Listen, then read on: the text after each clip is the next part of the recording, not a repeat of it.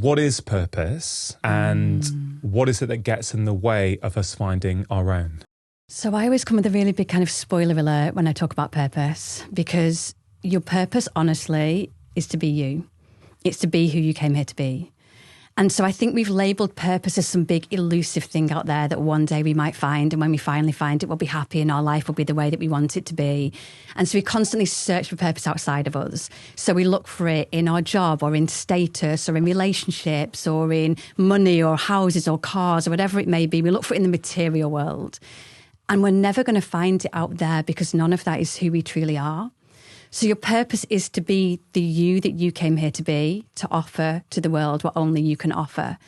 So the biggest thing that gets in the way of purpose is you. Because the whole time we're trying to be someone that we're not, or we're trying to act in certain ways that we think we should, we're kind of strangling the very life force energy that makes us who we are and therefore gives us purpose in life. Now, the other things I like to mention with purpose is that we also think our purpose needs to be our job. Your purpose doesn't need to be your job. Your job is allowed to be somewhere that you go to earn money, to pay the bills, and then you can find purpose outside of that. So your purpose may be to be a parent, to raise the next generation. Your purpose may be to do charity work or work with animals. Your purpose may be to tend to a beautiful garden so that everyone that walks past that garden gets joy and upliftment and smiles because they see something so beautiful. It's likely that you may start to do your purpose down the line because when we find what it is that we're here to do, we want to share it and teach it. And that's also part of our purpose, that everything that we go through in life is leading us to more and more purpose. So if we could view purpose as rather than being this one big thing out there, if we could view the way you go to your job as your purpose, the way you navigate difficult times in life as your purpose, the way you show up every day as your purpose, that in itself would help us to find more purpose. Yeah, I love that. There's so many really beautiful options there to help people think about purpose, I think a little bit differently. I think one of the things that I've observed over the last few years is there's more awareness of purpose and how important it is. Yes. And, you know, I've looked at the research on purpose and it's very clear that people with a strong sense of purpose are happier, they're healthier, they live longer.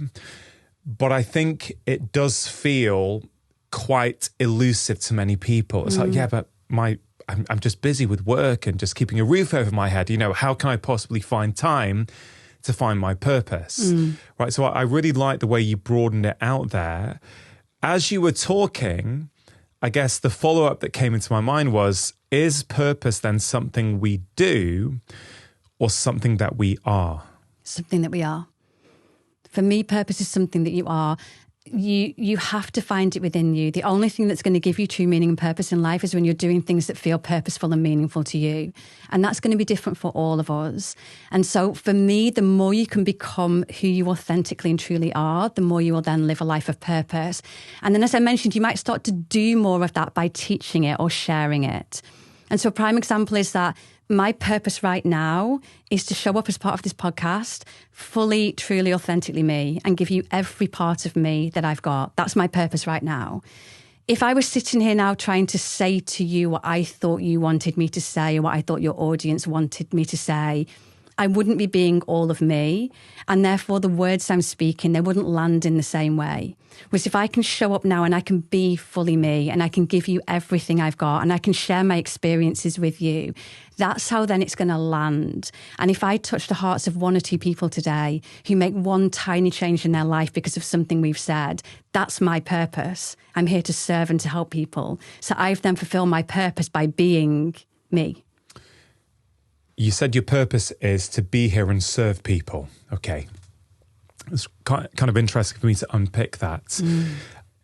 Is there a danger, perhaps, that if we say that our purpose is to serve people, that we can inadvertently be doing things for external validation, right? Because it could be, you were saying some really beautiful things there. So you were saying that if I say to you, Rongan, things that I think your audience want to hear from me, in some ways you would actually have met the goal of helping those people, right? You might have said something really insightful that then helps them, but you may have changed who you are in order to do that. There's a subtlety there, isn't there? There is. And then would I have landed the goal? Because everyone knows when we hear words that aren't authentically true, we all know there's a part of us that knows when someone is trying to say something that they think we want to say, or when something isn't coming from a depth of experience and embodiment. We all know when someone's just a wordsmith and just saying all the right words, but there isn't a depth that has been lived and fully experienced. So a lot of our purpose comes through our lived experience, where we go through certain things in our life. And I believe that everything we go through in life is helping to take us to more purpose, because I can only sit here now and share with you things from my own personal experience, what I've experienced, how I've learned and grown and evolved on my journey of life that's then taken me towards more purpose. Now, my purpose is to serve others. That might not be yours. It might not be anyone else's watching this. So that's why it's important that we find our unique individual purpose and what makes us feel most purposeful and alive. Yeah, I love that. And I guess the reason I paused on that and sort of tried to explore it is because I was chatting to my team last week about this podcast, okay? The team who helped me put this show out every week.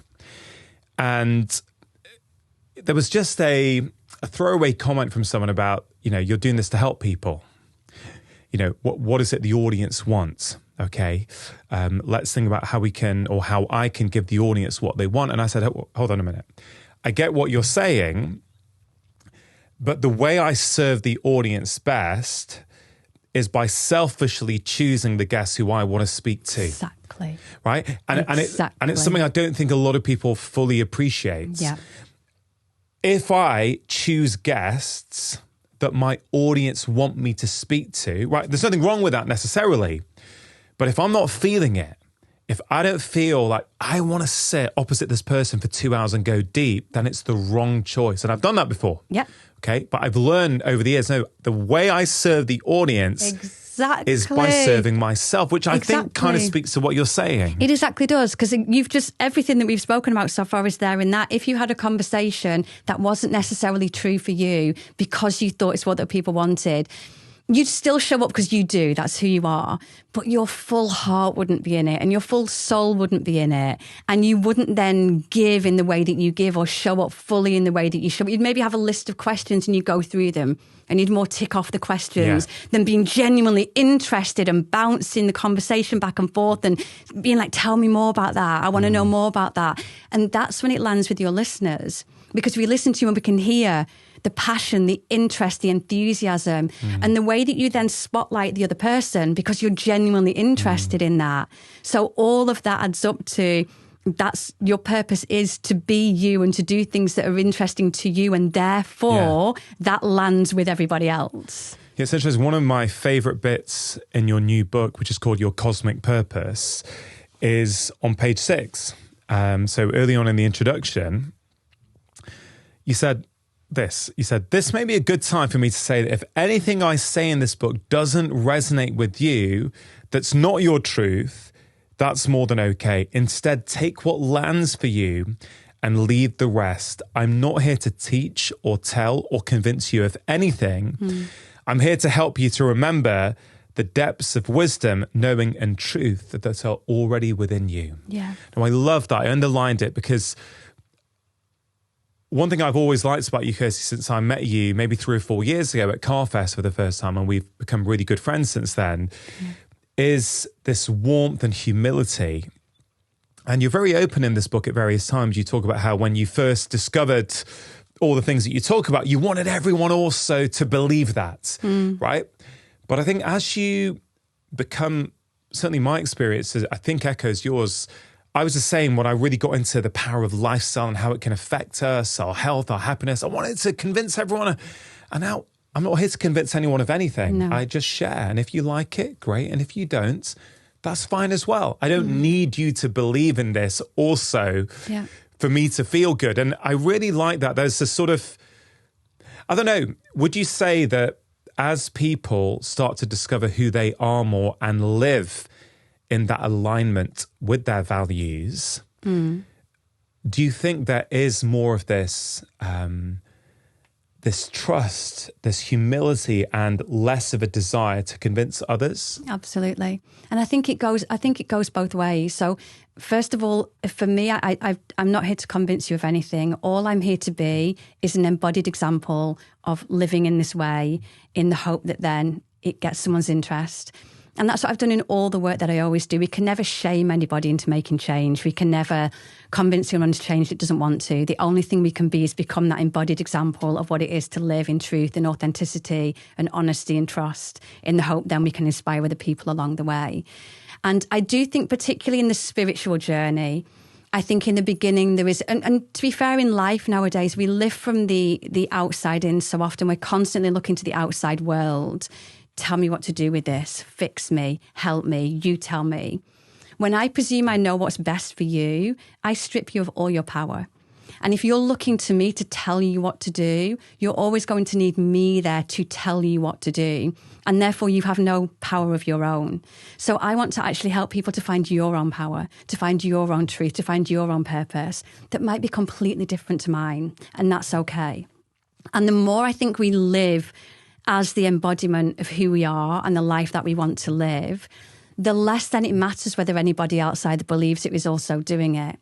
So as you mentioned, in the very beginning, I would need you to also believe everything I believed in because I didn't fully believe it myself. So if you also believed it, then it must be true.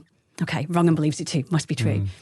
Over the years, though, I know my own truth and my own purpose like the back of my own hand. It's become a part of me and it helps me to live a life that for the most part is meaningful and true and happy and purposeful and abundant, and where I wake up every day being happy to be here. And so that for me is true purpose. And so it doesn't matter whether or not anybody else believes what I believe, because for me, it helps me to live that life. Yeah. I really like that. There's a phrase there you mentioned, right? You know your own truth. And you write about that quite a bit in this new book as well. And I agree with it. I love that as a concept, your own truth. But I imagine some people are going to hear that phrase and go, wait a minute, Kirsty, what are you talking about? Your own truth. There is truth and there is false, right? What are you talking about? Your own truth. Can you just expand on that a little bit? Because I think it's a really key point. So living my own truth means living a life that's true to me. And so maybe some people may judge that as being, as you mentioned before, a selfish thing of choosing what I want to do every day or choosing how I want to live every day. But for me, if I can move through every day in a way that feels true to me, as in it feels meaningful, it feels like I'm showing up in a full way, it feels like I'm being very true to who I am, it feels like I'm being able to speak up and share who I am, it's not avoiding certain things, it's not being afraid, that is for me living in truth. And it's about discovering what, to bring it back to purpose, what on a daily basis can I do that helps me to feel purposeful, meaningful, alive, and connected to something greater. And that to me is living a life of truth, where I know who I am, I know what my beliefs are, I know what I'm here for, I know what brings me joy, I know what gives me meaning and purpose. And that then enables me, most of all, I think I know who I am. And that's one of the big sticking points to finding your purpose, is when you don't know who you are. And so I often advise people in the first stages, spend time with you, get to know who you are. Yeah. And that's how you're going to establish your own truth. Because again, in the spiritual world and in every world, you know, you spoke about this so beautifully even in your last book, we've got so many experts. This is the right way. This is the right way. This is the right way. This is the right way. If we did everything we're meant to do in a day, we wouldn't have a single moment left from doing ice baths and meditating and journaling and running and all the myriad of things we've got to do every day. Knowing your truth means knowing, I get that. That's beautiful. If that helps you, I'm so happy for you. But that's not my truth. That doesn't resonate with me. I don't need to do that every day for me to also feel meaningful. If you do, beautiful. So we've got like this pick and mix now in the world. And I think too many people try and take all of the stuff and then don't do anything with it. Yeah, it's outside in, not inside out. So finding your truth is, who am I? And in this moment, am I being fully, authentically true to me? Who I am, what I desire, what I want to say? Am I filtering myself? Am I censoring myself? Can I just show up as all of me in the world? Yeah. I mean, what you said around purpose we can superimpose on health, right? It's the same principle as you sort of just touched on there in terms of diet, right? The reason why there's so many fights about the right diet is because, in my view, most of those fights or debates are predicated on the upstream belief that there is one perfect diet, right? But if you never believe that there's one perfect diet, the question wouldn't be what's the perfect diet, it's what's the right diet for me at this stage in my life for my current goals. And that's your truth. And that's your truth. That's your truth. I believe that people have lost, as I think you do, have lost that confidence and that trust in themselves. Absolutely. To actually back themselves on that. It's more about, let me listen to the latest podcast with the newest person. I know, actually, what I'm doing is wrong. Even though I feel great. Even though I feel absolutely fantastic, my skin's clear, my energy's good, whatever but because that expert told me about that trial in that part of the world, again, like you, I'm not saying ignore experts, but you got to start trusting yourself more. So Kirsty, you're talking a lot about people trusting themselves more, listening to their own truth. But some people are going to go, Kirsty, I don't know how to do that. So for someone who doesn't know how to do that and has never done that before, and is that person who's trying to meditate, journal, affirmations, like just name the list and just say, I don't have any time to do this. What do you say to them? So I'd first of all start off by saying, just to your beautiful point then, that we have so many experts. What we've forgotten the main expert, which is you. You are the expert in your own life because nobody else is living in your body, having your lived experience. Nobody else in the entire world has lived the life that you have with the experiences that you have in the way that you have. So you're ignoring your own expert, which is you. Now, one of the first things I ask people to do is just to start to really... Start really simply, because again, if you've spent so much time looking outside of you or taking care of everybody else and putting everybody else's needs above your own, and this happens a lot when we move into things like working with nature and the moon and things, and people will often say to me, but I don't know what I want. And that's where we need to begin. And so it may be that at the start of every day, and I try and encourage everyone to do this as much as you can, put your hands over your heart, tune in, and just say to yourself, what do I need today? I used to work with women who had been so busy being mums and taking care of everyone else, they didn't even know what they wanted to eat because all they'd done is pick the scraps off the kids' plates. They didn't even know what they wanted to eat. They got so disconnected from themselves. Even if you said, what do you want for breakfast? It will be, oh, well, I just have a little bit of what everybody else is having. And we don't really serve anybody in that way. So it begins by spending quiet time with you and then time going inwards and just feeling into what makes me feel good. And I think what we've tried to do a lot in the world is we've tried to logic everything. So everything needs a logical answer, a logical explanation. If we can't put it in a spreadsheet, it doesn't exist, it's rubbish. And so we've forgotten this whole wisdom that we have in our own bodies. So when we start to just tune back into, and rather than making a snap decision, if you can pause and just feel into, how does that feel for me? Did that make me feel good? Scared? How did I feel when I heard that? If you don't know what to do today, imagine doing A. How does that feel for me? Imagine doing B. How does that feel for me? And we want to start to follow more what feels purposeful, what feels meaningful, what feels like it's going to bring us some joy. So begin by just getting to know you. Sit with yourself. Ask yourself questions. You know, what would I like to do today if I could do anything? What makes me happy? When's the last time I felt truly happy? How did that situation make me feel? How did that way I responded make me feel? Get so curious about yourself that you almost start to like track yourself through a day and watch yourself. Get to the end of the day and replay it, and not in a way to beat yourself up and go, oh God, you did that wrong. You were so terrible when you did that. But get curious. Oh, why did I do that? Why did that thing bother me so much? Why did I say yes when I really meant no in that situation? Why did I abandon myself there? And the more you get curious, the more you'll start to uncover all this conditioning and layers that make you behave in a way that's out of alignment and integrity to the truth of yourself. Yeah. No, I love that. I mean, it reminds me of one of the chapters in the second half of the book called... I think it's called Radical Responsibility, which I really loved. I mean, I think it's so important. We'll get into that in just a moment. You know, it's interesting that you said some of the women you've worked with are so disconnected from themselves, they don't even know what they want to eat. And I would imagine there's people who heard you say that and would be going, yeah, that's me. Yeah, that's me. Okay.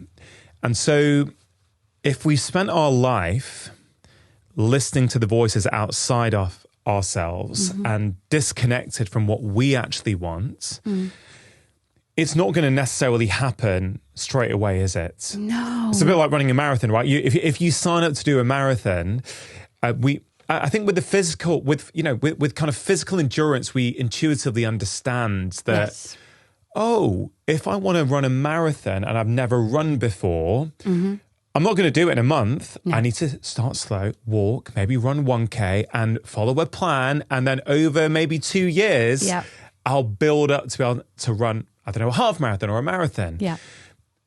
But I've always found with things like meditation, for example, people don't see it in the same way. They try it once or twice. Oh, it's not for me. But if you try and run a marathon, no one's going out and try one run and go, oh, running's not for me. They're like, oh yeah, I need to get trained and conditioned. And so I guess trusting yourself and listening to yourself, or what you call throughout this book, whispers from your soul, it's going to take time, practice and patience, isn't it? Yeah. It totally is. And the thing with a lot of the work I do and a lot of the more kind of, let's call it spiritual, is that you don't notice the difference it's making until you stop doing it.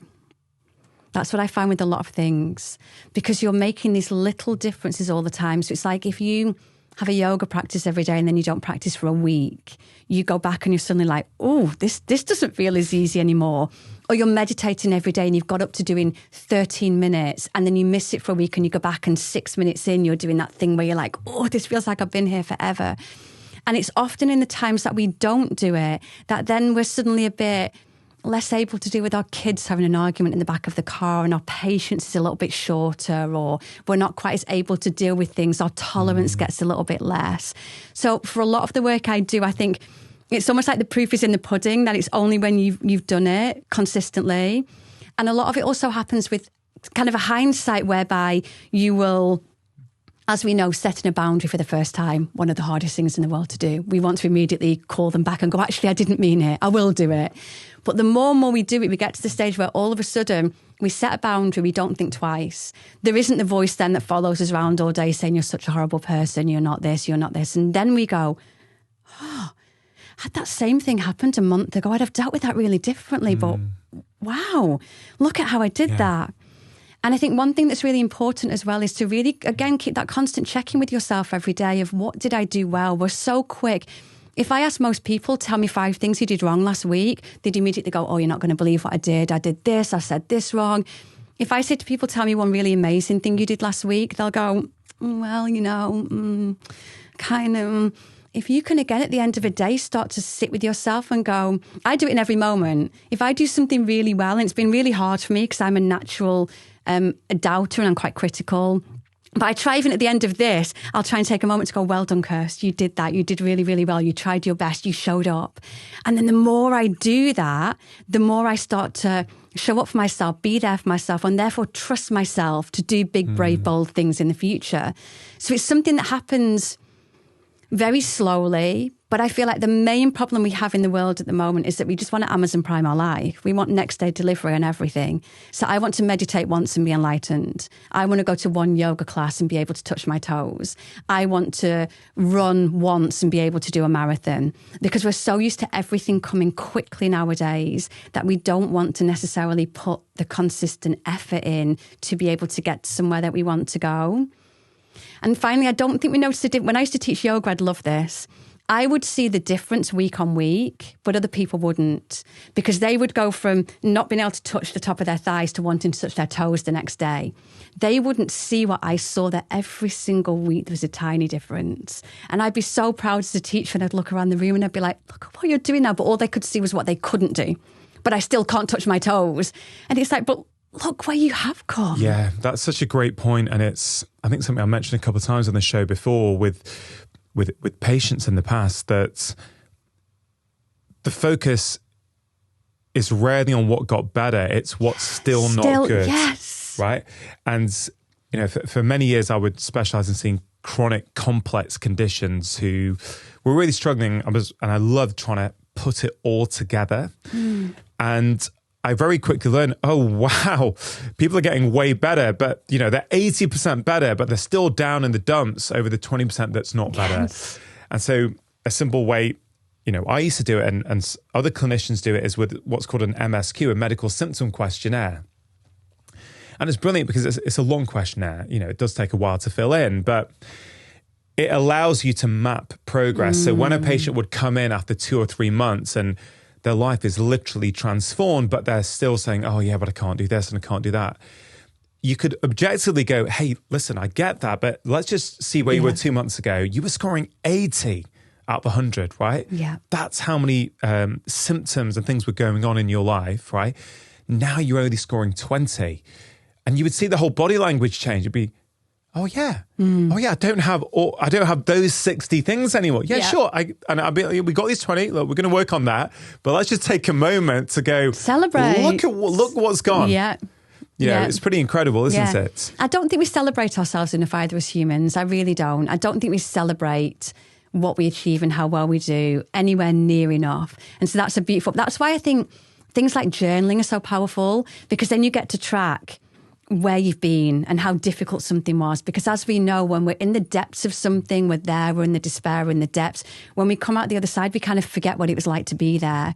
And so sometimes if we can even look back on journal entries from that time, we get to look at and go, wow, I was there, and now look at where I am, look at where I've got to. You said we struggle to celebrate ourselves. Do you think that is something that everyone struggles with, or would you say it's a uniquely British trait that we struggle to celebrate ourselves? Perhaps it is more uniquely British. Yeah. I always think back to the first time I met Professor BJ Fogg from Stanford University. BJ is one of the world's leading experts in behavior change, and how do we form and how do we create lasting habits in our life? And it's really interesting. I remember one of the first things he shared with me is, there's many, many things to try and do. And he has this whole concept called tiny habits.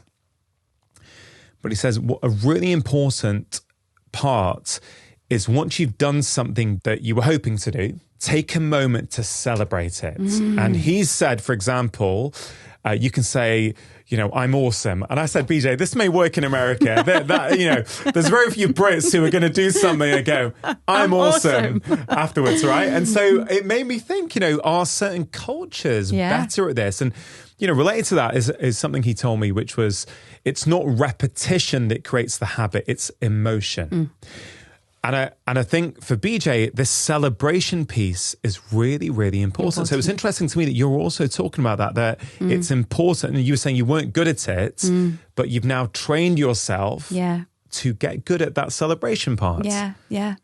And to find something good, again, we can look at 15 things that are going to go wrong, or we can find the one thing that might go right. We can look at the 5 things we did wrong today, or we can find the one thing that we did well. And those choices we make in life of which way to look, they start to shape our reality and shape the way that we move through the world and shape who we are and shape our experience. So I feel it is really, really important to always be looking at the more positive. And that's not to say a fake positivity of trying to make things wonderful when they're not, because I'm a huge fan actually of being with our deep, deep emotions and really feeling our emotions. And you just mentioned then that feeling of joy and celebration, which is very, very important. But I think it's equally important to feel those deeper emotions when we're hit with the grief or the loneliness or the loss or the frustration or the anger, because they're the emotions that really teach us. So when we're skipping through life and everything's wonderful, we're not really facing anything. And it's in those moments where we get hit by those deep emotions that we get taken in, and we get to really sit with and learn about ourselves. And we get to learn about where we are still getting in our own way, or what's happening in our lives that we're not happy with, or where boundaries are being crossed, or where we're self-abandoning. And so for me, it's equally really important to give an honouring. I think for me, one of the biggest kind of disservices we've done in the modern day manifesting world is like this high vibe all the time. And I'm not saying we should ever stay stuck in kind of and exactly like you, I think we've labelled emotions good and bad. It's good to feel happy, it's good to feel joy, it's good to feel this, it's really bad to feel angry, it's bad to feel this. Whereas emotions are all messengers. They're there to show us where we're in or out of alignment in our lives, and where we are showing up in our truth and authenticity or not. And so I feel it's so important to go both, to do the celebration and to feel the wonder, and then also to sit with and be with and hold ourselves in the moments that we're struggling as well. Like many of you, I want to preserve my health, mobility and strength as I get older. And for me, the most important thing to do is to focus on what I call the 4 key pillars of health: food, movement, sleep and relaxation. That being said, certain supplements can play a useful role. And one of those supplements is Mtopure from Timeline Nutrition. Mtopure is a supplement that contains a precise dose of the postbiotic urolithin A. Okay, so a postbiotic is something that is made by our gut microbiome when it interacts with certain compounds in our diet. And urolithin A has been shown to have quite a profound impact on the way in which our cells age. And one of the things it does is recycle and clear out damaged mitochondria. Now, I think that's probably one of the main reasons why taking Mtopure can have potential benefits on all kinds of different things, including our strength, endurance, immune system, and something called age-related cellular decline. And I want to remind you of the key levers to turn for your short-term and your long-term health are food, movement, sleep, and relaxation. And on this YouTube channel, every week I put out lots of content that helps you understand how to do that completely free of charge. But for those of you who do have the budget and the resource, I'd highly encourage you to give it a go. To get 25% off your Mtopure order, go to timeline.com/live more. For over 6 months now, I have been regularly consuming Ketone IQ, a clean shot of high performance energy. Ketone IQ contains exogenous ketones, basically ketones that we consume as opposed to ones that our bodies make, which basically means all of us can experience their benefits without needing to go on a ketogenic diet. There is mounting research on their ability to improve athletic performance, focus, metabolic health, mental clarity, and recovery. And I myself take it before I work out, before each conversation on this podcast, when I need some extra focus, and more recently on my national UK theatre tour, where I took it immediately before going on stage. I've been really impressed not only with its taste, but also how it makes me feel and perform. To get 30% off your subscription and to get a free gift with your second shipment, go to ketone.com/live more. One of the chapters that I really enjoyed reading was Trust the Timing. Okay. And in that chapter, you mentioned what you just said about wanting to Amazon Prime our lives, which I thought was just a really beautiful way of describing what's happened to us as a species, how impatient people have become, how, I don't know, I'm thinking a lot about goals at the moment. And I'm coming to the belief that goals for many people are problematic because I believe the focus on the goal is an externality. Absolutely. So, and this is why people are never satisfied even when they reach the goal, because too much of the focus was on the goal as opposed to the process that got you to it. Absolutely. And so I sort of, at the moment, thinking about goals as a way of maybe giving you a bit of direction, putting a compass at what you might want to start doing. But I guess what I'm trying to get to is this impatience that many of us have now, right? And you talk in that chapter about it's really important to trust the timing, right? So there will be people listening, Kirsty, to this podcast at the moment who are feeling impatient. They're feeling stuck. They're feeling lost. They're feeling unmotivated. And they want some sort of insights through listening that are going to help them change their life immediately. But it doesn't always happen that way. And in that chapter, you wrote about an earlier part of your life when you were in a corporate job. And I think you'd either decided you wanted to go and be a yoga instructor or go to India. Yeah. And there was initially a frustration that things weren't happening at the time that you wanted them to.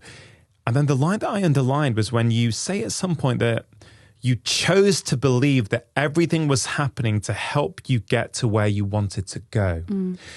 which I think is a really interesting point. So could you, first of all, just paint a picture of that part in your life, what was going on? And then I think we can speak about why it's important to trust the timing of everything. Yeah.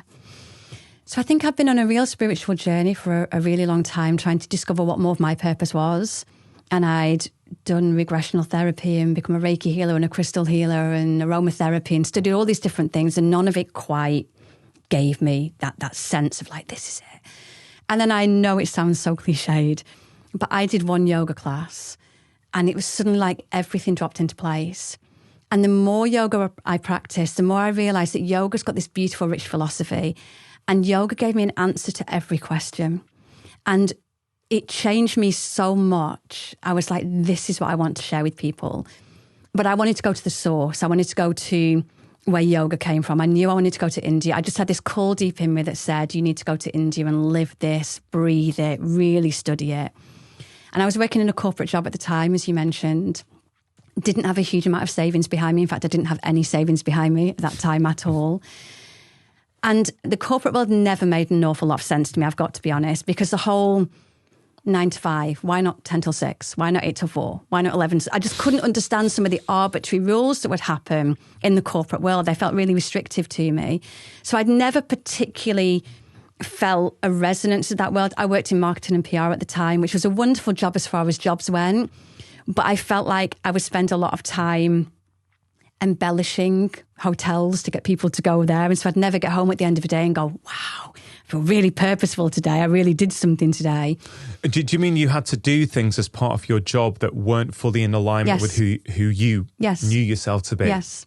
Yeah. So this is really interesting. So on the surface, you've got a good job. A wonderful job. Yep. Right? A job that many people might potentially want, right? So you're doing that job, but as part of your job, you're having to do things that don't sit right with you. That weren't my truth. Yeah, that were not purposeful. Yeah, so there's an internal conflict there, isn't there? Absolutely. And it's a very, very brave thing. So I think, just as a side note there, when I realised when I wanted to quit my job and go to India, my granddad in particular, God love him, at that generation, you didn't do that. You got a job in marketing and PR. You stayed at that job for the rest of your life.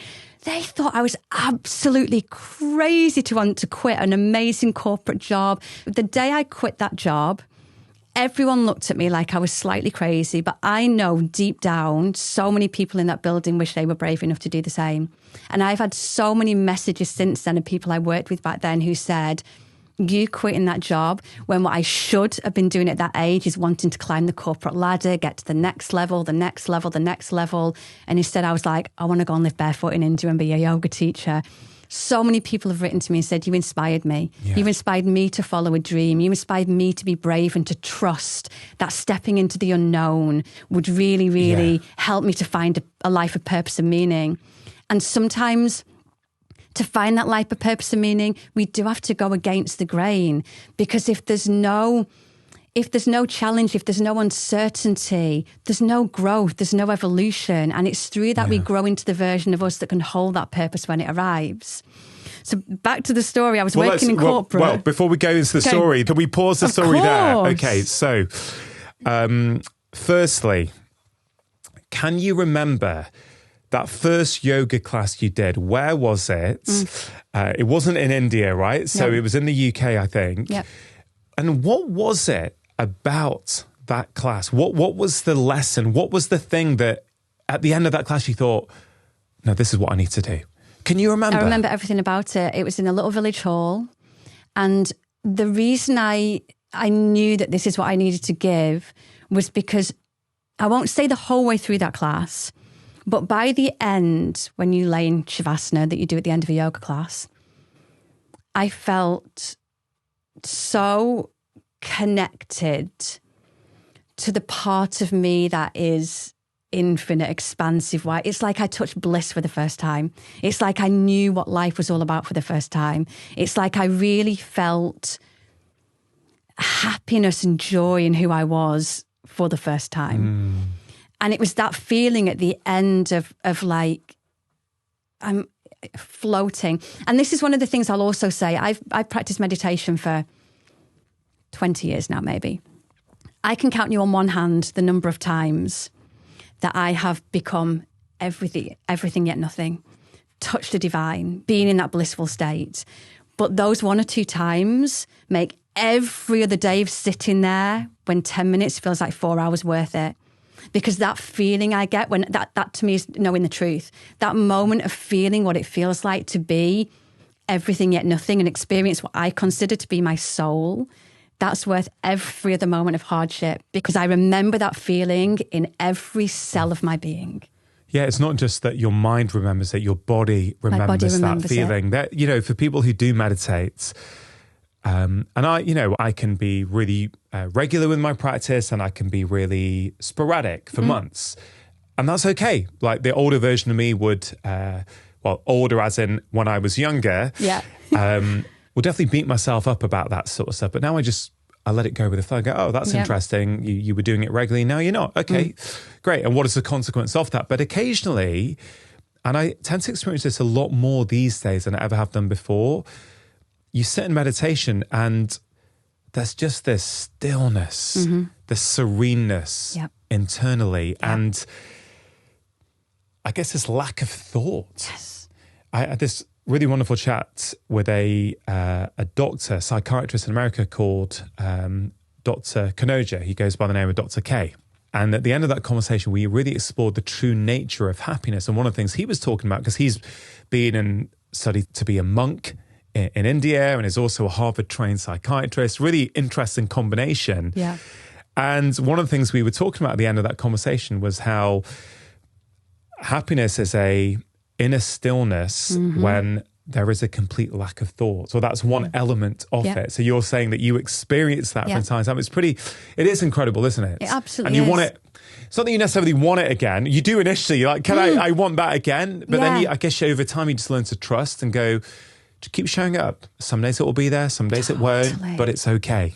Yeah. And it's like in those moments that we get a glimpse of what life is really all about. And again, it's not tangible. It's not something we can necessarily explain. It's felt. And so anything for me, when we start to look at the spiritual realms or the divine or higher consciousness or whatever labels we might give it, it's not something that can necessarily be logically explained. It's something that's a felt experience that each one of us has to experience for ourselves. But when you have that moment of bliss or complete emptiness, there's nothing like it in the world. And that's what that first yoga class gave me. Right. And I was like, if I can give people that for just 2 minutes once a week, that's going to help the rest of their week. And when I went into teaching yoga more full time, I teach corporate and private yoga, because I wanted to go to the people that really genuinely needed it. And I go into a lot of law firms and a lot of big firms like that. And they'd all come in with like their forehead scrunched and everything stressed and their shoulders up around their ears. And they come at lunchtime and they come a bit begrudgingly because they're like, oh yeah. And by the end, those little thinking lines would soften and their shoulders would have dropped. And it was beautiful to witness. And I was like, that's what I want to give. How often do you practice yoga? I practice yoga in a certain form most days. So speaking about meditation, I think one of the biggest misconceptions about meditation is that we're trying to stop our thoughts, and we're not. If we stop thinking, we're not alive anymore. It's about not becoming attached to the thoughts, because as we know, very often even in life, it's not what's happening in life that's really problematic for us. It's the thoughts that we have about what's happening and the judgment that we have about whether it should or shouldn't be happening and the story we tell ourselves about what's happening. It's very rarely the actual thing itself. It's the stories that we tell. Yeah. I mean, it's incredible the amount of times over my life I've made up stories in my mind and hurt myself with a story. It's not even true. It's never even happened. But that story has sent me through so much drama, catastrophe. It's untrue. So when we meditate, we learn to detach from the stories. And there's a chapter in the book about you're not your thoughts. And it's to help us to see that constant commentary all the time is not necessarily true. So when we meditate, it simplifies it, but it's like clouds passing across the sky. We want to just allow the thoughts to be there and to come in, or to notice the ones we attach to. Well, I'll think that thought because it's a good thought, but I won't think that one. Again, we want to let them all just fade through. But when we do kind of the more seated meditation, that's what I call more like top-down meditation. So we need to just talk a tiny bit here about kind of masculine, feminine energies, which isn't men and women, it's masculine, feminine. The masculine is the doer, the fixer, get things done. It's the logic. The feminine is the intuitive, the creative, the flow. So when we're sitting in meditation and we think we have to be in lotus position with our hands in a certain position and we have to sit there for 10 minutes and not move, that's more like a masculine form of meditation where we're doing the meditation. I prefer moving meditation, which is what yoga has become for me. And so when we do a moving meditation, what we're actually doing then is getting into the true wisdom, which for me lives in our bodies. And so when we check in with ourselves, and we talked about this a little while ago, of how am I feeling today? We very rarely do that because very often we don't want to hear the answer. Because the answer is we're not in the relationship that we should be in. We don't like our job anymore. And we get afraid of listening within because then that gives us a weight of responsibility that we have to do something about it. So we constantly make ourselves too busy to check in with our inner world. And on a little side note there, that's why I honestly believe one of the most asked questions I get is, how do I listen to my intuition? And my answer is always, well, I give two answers, but they're the same. First of all, you have to first of all feel your emotions, because I believe our emotions, our intuition sits deep within beneath our emotions. And we have to first of all feel everything we've avoided feeling, because we can't selectively feel emotion. I want to feel all the happy stuff in the intuition, but I don't want to feel the grief and the bad stuff. So first of all, we have to go through all of that to get to the well of wisdom. But the reason we ignore our intuition is because our intuition tends to be the inconvenient voice of truth in there that says to us, this isn't the right job for you. But I'm scared, I don't know what... This isn't the right job for you. This isn't the right relationship for you. This isn't the right thing for you. So then we try to shut down that voice of wisdom within us. So when we can start to sit with ourselves on a daily basis and maybe check in at the start of the day, how am I feeling today? And what normally happens then is an unexpressed, maybe emotional couple, we'll feel a little bit of sadness and we'll go, I don't want to feel it. So we'll open our eyes and we'll quickly get up and we'll go about our day. I'm not too busy, I won't think about that. If you can sit and go, I feel sad. Okay, Kirst, you feel sad. Doesn't need a story. Don't need to know where it came from. Don't need to know when it happened. I just need to feel sad. If that sad had a voice, what would it say to me? If that sad could move, how would that sad move? And then as I start to move, I start to allow those things to be expressed through my body and through me. And I give them a voice and I give them movement. And therefore I can get to the wisdom that's beneath them. And that was a really long answer to how often I practice yoga. No, I love it. There was so much gold there. Actually, it's really interesting because that phrase you just used there, the inconvenient voice of truth, right? That's beautiful. It's so evocative, right? And one of the things I was going to pick up on in your story was when we talked about internal conflict, right? When you were in a great job, well, in inverted commas. The world, the outside world. The outside world says, Kirsty, you're in a great job. What the hell are you doing quitting this job, right? But you would come home each night, or maybe not each night, but regularly, there was this whisper from within you that I don't like what I'm having to do in order to justify my position or as part of that job, right? So we're talking about the internal conflict, which kind of speaks also to this inconvenient voice of truth, because what I was going to ask you was, okay, so you knew that something was slightly off and you didn't ignore it. Maybe you had previously ignored it, right? Because it's easier to ignore and keep going and picking up the paycheck and going out on a Friday night with your mates and just cracking on with life until you can no longer ignore it. It will come out at some point. It's just a case of when, right? But the question is then, for that person who says, actually, Kirsty, I don't like many elements of my job, but that is how I feed my family. That's how I pay the mortgage, right? What's that person meant to do with what you've said? So first of all, make that your choice. What does that mean? It means make it your choice to stay in the job. So let's take this apart bit by bit. You know you don't like the job that you're in. Stage one, start to figure out why. Where is this role out of alignment? Because to your point before, and I wanted to jump in and I didn't want to interrupt you, you said you don't like what you have to do to be in that job. I didn't like who I had to be either. I didn't like who I had to be because I had to be someone that wasn't authentically true to me. So stage one, if you're saying to me, can't stand my job, start to figure out why. Is it the hours that you don't like? Is it the boss that you don't like? Is it the role itself that you don't like? Figure out what you don't like about that job. Start to flip that into what you would like from a role, what you would like from a job. What would my ideal job be if there were an ideal world? That's going to start to give you an indication of where your soul, to use my language, is calling you to be.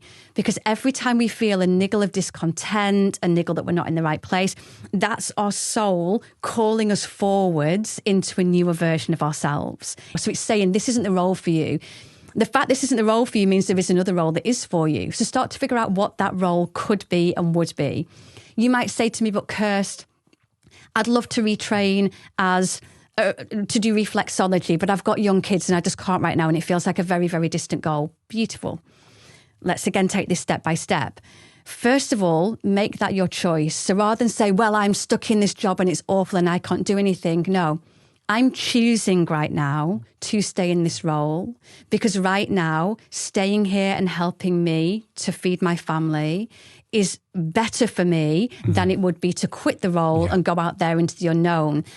Anything where you're in indecision is one of the most disempowering places to be in life, where you don't know what to do. It's so disempowering. And I call people out on this. When you tell me you don't know what to do, you absolutely do know, but what you know you need to do scares you. We always know. But when you stay in indecision, and then I'm going to come to you, hey, Rongan, I don't like my job, but what do you think I should do about it? I'm going to ask my friends. I'm going to ask my parents. I'm going to ask the internet. I'm going to ask AI. External. I'm going to ask everybody. And then what we're going to find, and I say this with love, is that other people who are also stuck in jobs they don't like, they're not going to tell you to quit your job and go to India because they're not brave enough to do it. Well, so they're going to tell you to stay in your job. You're not meant to like your job. Don't worry about it. Well, that comes to the third point I stole you for, right? So you're actually, it's really interesting. You're addressing all of them, right? Without me even saying what they are. The third point I was going to make is when you said before that when you decided to quit, people push back all around you. You know, they thought you were stupid, right? It's not that, you know, maybe some of your colleagues thought, what is she doing? Crazy. She worked hard to get this role and she's leaving. And I think we often do that. This happens online all the time. We push back and we get annoyed at people speaking their truth because on some level, we wish we could speak our truth like them. I love what you said about indecision. I think it makes me think about, you know, caring for others. There's a sweet spot, isn't there? It's not always about tiptoeing around them. Like you can have compassionate honesty. Absolutely. That was compassionate honesty, right? You do know what to do. You're just not listening. Yeah. And we don't do anybody any favors either when we tiptoe around them. Like what we do need is, we need radical responsibility for our lives, but then giving everyone else radical responsibility for theirs as well.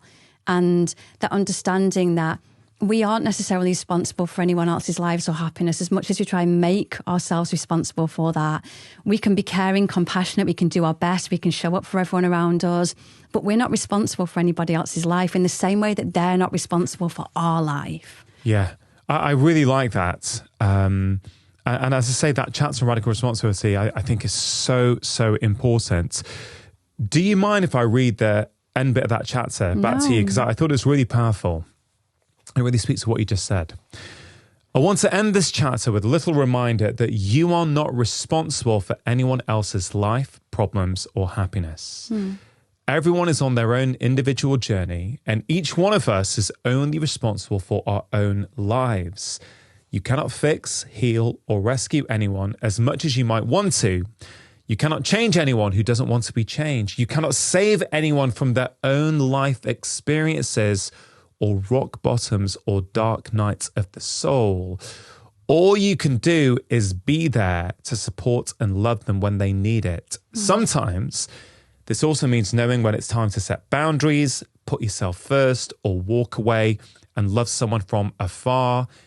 Taking radical responsibility for your own life also means giving everyone else radical responsibility for theirs. That is gorgeous, Kirsty. Thank you. There is just so much wisdom in those 8 or 9 lines. You know, you cannot change anyone else. You cannot change anyone who doesn't want to be changed. There will be so many people listening who have a partner, a a sister, a brother, a parent who they want to change. They're like, oh, I get this question all the time at my live events. Dr. Shashi, I have followed the things that you put in your books. I feel great, but how do I change my boyfriend? How do I change my husband? How do I change my mum? You can't, can you? No. And all we can do, and we touched on this before, is become the embodied example of what it is to live in this way, in the hope that someone then will watch us or watch this conversation and say, okay, I want to be a bit more like this. I'm going to try this. That's all we can do, is be that embodied example of this is what it means to live a life like this. And back to my story, being the embodied example of this is what's possible when you quit a job in the corporate world and you sit here 16 years later on this podcast, on one of the biggest podcasts in the world. This is what it means to follow the road less travelled and to do the things that everybody else thought was absolutely nuts, and to go against all the kickback and to be brave in the moments when it was scary and terrifying and made no sense. It's hard to keep putting one foot in front of the other when you can't see the next step and everything looks dark ahead, but it's so worth it. Yeah. Before we get back to your story, just to close the loop on something you said about that person who doesn't like their job, right? What I really love about your explanation was that it just speaks to intentionality and making conscious choices. So, please correct me if I've not interpreted this correctly, but what I think you were saying is basically, it's okay to be in a job that you don't love, but be aware that that's what you're doing. Don't kid yourself that you're loving it or this is the only option you've got, right? It might be the only option you have at the moment. Exactly. But take that time out from your day. Maybe it's that question, what do I need? Maybe it's 5 minutes of journaling. Maybe it's a little bit of meditation, some time out where you can reflect. I go, yeah, you know what? I don't like this. I do want to learn to be a nutritional therapist, but I can't right now. Exactly. So at the moment, I'm doing this because it feeds me and it feeds my children. Exactly. Because you're still going to the same job, but you're changing the way in which you're going to that job, aren't you? And I think that's the key thing. That's the start of change. Yeah. And so a couple of things on that. I then I call it like soul school. Go to soul school. Okay, what can I learn about myself when I'm in this job? What pushes my buttons? What irritates me every day? How can I learn more about myself? See it as like a little bit of an exciting adventure, or something like, okay, I'm gonna explore myself while I'm still here. Then also have that longer term goal. So don't just give up on the dream, but look at, okay, when could I make this a possibility? And then look at, what can I do now to help me to get there one day? Because if you don't start now, you'll actually never, ever, ever, ever get there. So that might be, if we take your point to being a nutritional therapist, you start to read books on nutrition every day. You start to use yourself as the example of a nutritional therapist, and you really look at your own nutrition. You might start to help your friends around you with their permission of helping them with their nutrition. So you're doing everything that you can do now within the confines of your current life that will mean when you're then able to quit the job because your kids have grown up, you've already got all these steps behind you and the confidence to do it. Yeah, or you might find out that you thought you wanted to be a nutritional therapist, but maybe you wanted to just learn more about nutrition. Absolutely. Right? So maybe, again, going back to the goal idea, you have this goal, you think, yeah, you know what, I don't like this job. I think I want to be a nutritional therapist. Can't do it right now because of A, B, and C. Okay, let me start taking Kirsty's advice, start reading about nutrition. You may find in 2 years' time, actually, you know what? The job's not so bad, actually. Like, I've learned loads about nutrition. I've changed my own health. I can help my family around me eat better. They're feeling better. It's not these binary things, either or. Sometimes it's along the journey to try and get somewhere, we learn, actually, we don't even want to go there. We thought we wanted to go there. Yeah. But actually, no, we just wanted that goal helped shift us out of where we were, so we could start experiencing something different. And that's part of purpose, that there's so many little purposes in your life that lead you to where you want to go. So learning nutritional therapy was a purpose. That might have led you to discovering that's not what you wanted to do. Yeah. That might have led you to something completely different. And what we're all deeply searching for, and I would kind of argue the reason most people don't like their job is because they don't feel purposeful. Find things every day that make you feel on purpose, even if that's just for 5 minutes. So again, your purpose then gets to be outside of your job, and you get to do something every day that feels meaningful for you. Right. Back to your story now. Okay. Yes. So we're in the corporate job. We've been to the village hall and we've experienced something really special in a yoga class. Yeah. So you had this calling inside of you that you want to go to India. You want to go to the source and learn about yoga, right? But you didn't make that leap straight away, did you? No. So what was going on there? Because, this is all in the context of trusting the timing. And I tell this story very, very often. It took me about 2.5 years. And they were some of the hardest and most difficult and challenging years of my life.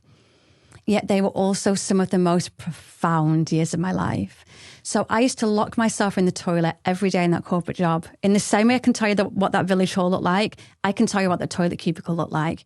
I would lock myself in there every day, and I would, when I say cry, that guttural cry that comes from somewhere deep within, I would cry my eyes out every day. And I would beg the universe, and I'd say to the universe, why are you not helping me? I want to do something that's like going to be good for everyone. Like, why was my plea to the universe.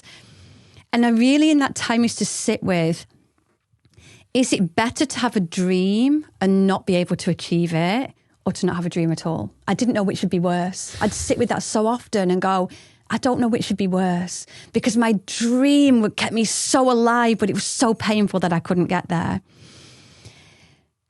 And then I decided, similar to what I've just said to you now, let me use this time. Let me use this time to hone my craft. Let me practice yoga as much as I can. Let me read books on the philosophy of yoga. Let me also put that into practice in my corporate job. So when I was being bullied at the time by a colleague, but then I turned it back on me. So rather than saying, if only she were nicer to me, I'd like the job more. What is it about her that bothers you? What is it about her behaviour? Where are you playing a part in this? I used it as a way to really get curious about myself. I handed my notice in 3 times. Each time I got a promotion and a pay rise, which helped me to start to save money to be able to go to India. And as I say, my family all thought, especially my grandparents, my goodness, my grandparents thought my granddad used to be like, she's crazy, there's something wrong with her, because it just was not done in those days that you quit. But that's okay, isn't it? Because, that was his reality. Exactly. And presumably when your granddad grew up, this would have been the most ridiculous and wildest thing to do, right? And he worked very hard to get to where he got to in his corporate job. So for him, it was almost, I guess, slightly disrespectful. You would then get to somewhere and then... But if we can just pause on this point, because I actually think there's something really profound here that we really should talk about, which is this idea that when you've been listening to that internal voice and you practice it and you know what, I do need to make some changes in my life. This happened in COVID times. This happened for people. They got a real awakening. Yeah. And many people, it's amazing how many people stop me in the street, bump into me and will talk to me about, a podcast they heard which prompted them to leave their job and start something different. And now they can't even imagine doing the job that they used to do, right? Which is really interesting. And I'm like, wow, it's kind of... I don't know, because it can feel scary for people, right? But the point I'm trying to get to is when we decide internally we want to make a change, as you've already acknowledged, there will be many people around you, or there may be many people around you who don't understand it, who think you're being silly, who think you're being short-sighted. But that's okay. Yeah. That's their reality, and they're also allowed to have that reality. They absolutely are. Do you know what I mean? I think that's the key point for me. It's like they don't have to agree with you. They don't, and you can still love them. You can, even if they don't agree with you. And the key thing is so much what we've spoken about already. The key thing is not to look at them and wanting to change them and wanting to make them approve so that you can do it. The key thing is looking into you so you don't need that approval. I don't need any of you to understand this leap I'm about to make. I just know I need to make it. I don't need your approval, validation, permission for me to be able to do this. I fully honour your feelings where you are. that last chapter of my book you just read, I'm not responsible for you can't make anybody feel something unless they allow you to. So what I need to do is, rather than want all of you to change and approve of me, or, oh my God, my parents don't approve, I need to maybe look at the parts of me that want that approval and seek it and be with those parts. But then my journey is to get to a truth so deep within me that every single other person in the world could say that makes no sense to me. And I go, I know, but it does to me. And that's all that matters. And that takes time. It takes a lot of time. It takes having to have done this an awful lot. It takes getting to know yourself on a really deep level. But this is the truth we spoke about right at the beginning, that when you get to a place of truth and trust in you, I know now I can step into the unknown anything, because I know I've got me. And I know no matter what comes, I can face it. I can do it. So I can step into the complete unknown in life over and over again, because I've learned time after time, I'm going to be there for me and I'm going nowhere. And as long as I've got me, I'm going to be okay. Yeah. It's living from the inside out, not the outside in. Yeah. And the only way you get there, in my view, and I think your view, is by spending time with yourself regularly, right? If you're constantly listening to the voices outside of you, and, you know, you came to my London Lyceum event, right, in March, and one of the things I say towards the end of that tour was I spoke about solitude. Yes. Right, and why I believe that for most of us these days, it is the most important practice for your health and your happiness, because unless you shut down the noise from the outside and start listening to what's going on in the inside, your life is never going to change. Never. Because you're just going to be stuck in this cycle of, oh, who said that? Oh, this new expert said that. That expert said that. And it's confused. Oh, I need to do cold plunge. Oh, no. I've just learned about sauna. I need to do sauna now. Oh, I need to do journaling. Oh, no. I need to do meditation. Oh, I need to do them all. I'm like, what? But then I also got to see my wife and look after my children. And, you know, it's too much. Too much. Yeah, so it's really powerful, that. So, okay, so that's interesting. It took 2.5 years. It took 2.5 years. But I now know, and I know this with every bone in my body, had I gone to India 1 month, 1 week, 1 day sooner, I would not be sat here with you now. Because there were still ways in that period of time that I needed to grow and evolve, and things I needed to learn. And when we speak about purpose, a big part of our purpose is that everything that we go through, or I call it grow through, is helping us to become the version of us that can hold our purpose when we get there. So everything I had to go through in those 2.5 years taught me so much about myself, and it taught me to continue to trust, and that dream just wouldn't go away. It would have been so easy to go, it's not working. It's not working, it's not happening, I'm going to give up on it. And then to just stay in that life and stay unhappy. But that dream, it would not go away. It would not go away. Now, I also like to differentiate here between just trying to knock on closed doors and trying to continue to go after something that isn't for you, versus continuing to believe in a dream even when it feels like it's not manifesting. And the difference people need to understand here is it comes down to the feeling. You're going to know from a soul level when a dream is for you that won't go away, because it's going to feel something that's a longing, a yearning. It just won't go anywhere. Whereas when we're trying to continue to knock on a door that isn't for us, that feels frustrating. It feels out of alignment. It feels a bit icky. There's kind of an ickiness to when we're trying to force something that isn't meant for us on a kind of soul journey level, versus the lesson our soul wants us to go through to grow into who we need to be. And what's really beautiful about that story is it doesn't stop there. So I got to India, I did it, achieved the dream, did it, got there, quit the job. It was awful. I mean, traveling India as a woman on your own is an initiation. And for that first week, maybe 2 weeks, if someone would have given me a plane ticket, I would have taken it. It was so difficult. And I found myself again crying my eyes out and pleading to the universe again. And I'd wanted to go to India. I'd had this belief that I'd go and I'd ring back home and I'd go, I'm now enlightened. I'm in India. Everything's all worked out. And instead I was like, I'm here. I've got what I wanted. And it's an absolute mess and it's awful. But again, this is where we need to trust the timing and trust that life's always taking care of us, because I would make promises to myself in that first initial few weeks in India, and I'd put my own cheek against my own shoulder, my cheek on my own skin, and I'd say to myself, it's okay, Kirsty, I've got you. I'm going to be here for you. I'm going to look after you. You might be scared, but I'm going nowhere. And I'd make little promises to myself of, okay, today, go to the bottom of the road and then you can come back home. And tomorrow, go and explore that area and then you can come home.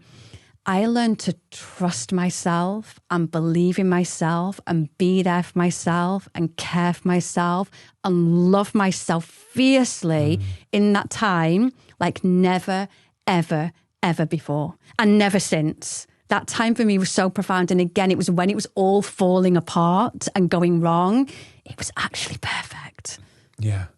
One of the most important pillars for our health is, of course, nutrition. But I think because of our busy, stressed out lives, so many people are struggling despite their best intentions. So many patients over the years have told me that they know what they should be doing, but they're struggling to actually do it. And that's why I'm a fan of AG1.